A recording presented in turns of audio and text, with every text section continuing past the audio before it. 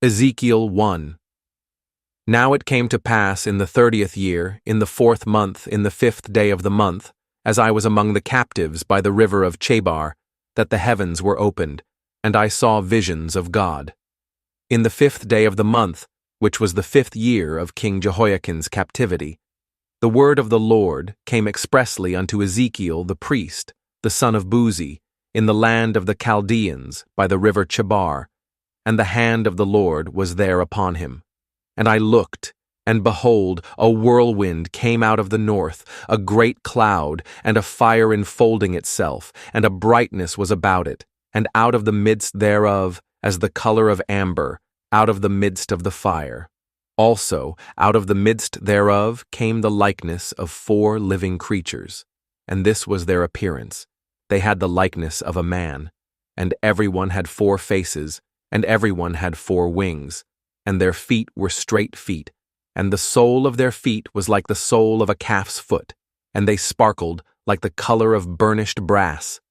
And they had the hands of a man under their wings on their 4 sides, and they 4 had their faces and their wings. Their wings were joined one to another. They turned not when they went every one straight forward. As for the likeness of their faces, they 4 had the face of a man and the face of a lion on the right side, and they 4 had the face of an ox on the left side. They 4 also had the face of an eagle. Thus were their faces, and their wings were stretched upward. 2 wings of every one were joined one to another, and 2 covered their bodies. And they went every one straight forward. Whither the Spirit was to go, they went, and they turned not when they went. As for the likeness of the living creatures, their appearance was like burning coals of fire, and like the appearance of lamps. It went up and down among the living creatures, and the fire was bright, and out of the fire went forth lightning. And the living creatures ran and returned as the appearance of a flash of lightning. Now, as I beheld the living creatures, behold, one wheel upon the earth by the living creatures, with his 4 faces. The appearance of the wheels and their work was like unto the color of a beryl, and they 4 had one likeness, and their appearance and their work was as it were a wheel in the middle of a wheel. When they went upon their 4 sides, and they turned not when they went.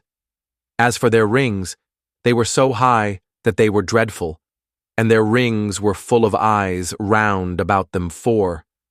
And when the living creatures went, the wheels went by them, and when the living creatures were lifted up from the earth, the wheels were lifted up.